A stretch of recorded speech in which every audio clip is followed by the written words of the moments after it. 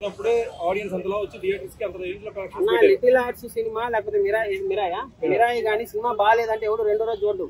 అవునని సినిమా అట్లా కాదు కదా, బాగున్నా బాగాలేకపోయినా పోయి చూస్తారు. ఇప్పుడు హరిహర వీరమల్లు అట్లా ఫ్లాప్ సినిమా డే 1 80 కోట్లు కొట్టింది. అది అర్థమవుతుందా? పెద్ద హీరోల సినిమాలకి అంత బడ్జెట్ పెడుతున్నారు కాబట్టి 1000 రూపాయలు పెట్టడంలో తప్పు లేదు. అది ఎవరికి నొప్పి లేదాడా.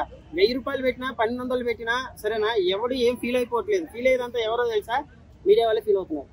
1000 రూపాయలు పెట్టేసారు 2000 పెట్టేసి చెప్పేసి పవన్ అన్నకి ఏదో అన్యాయం జరిగిపోయింది, పాలిటిక్స్ అంతా అన్యాయం చేస్తాను అంటున్నారు. కానీ ఎవడు అందరికీ హ్యాపీగా నాకు 1000 రూపాయలు ఖర్చు పెట్టాలి, నాకు తప్పలేదు. మా అన్న 5-6 సంవత్సరాల తర్వాత వస్తాడు స్క్రీన్ మీదకి, ఆ ఓజీ మీద ప్రాణం పెట్టుకొని కూర్చున్నాం. 1000 రూపాయలు కాదు 1,00,000 రూపాయలు పెట్టి ఆస్తి అమ్మేసుకోవడం కూడా చూస్తాం మేము.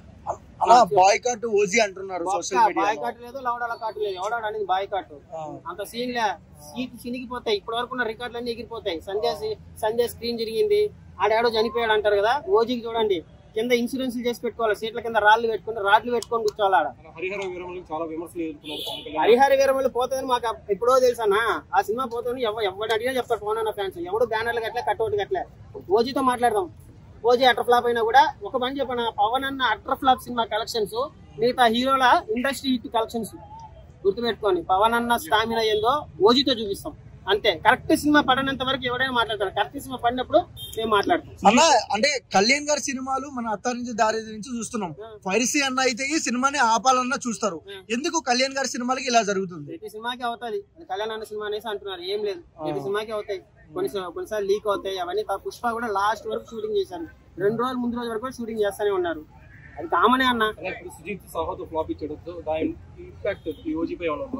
ఏం ఉండదు. సుజిత్ అన్న గుడి కట్టడానికి మేము రెడీగా ఉన్నాం. టైల్స్ పెట్టేసాం, సిమెంట్ పెట్టేసాం, రాళ్ళు పెట్టేసాం. షో పడాలి అంతే. ఇంకా అది అటర్ ఫ్లాప్ అయినా పర్లే.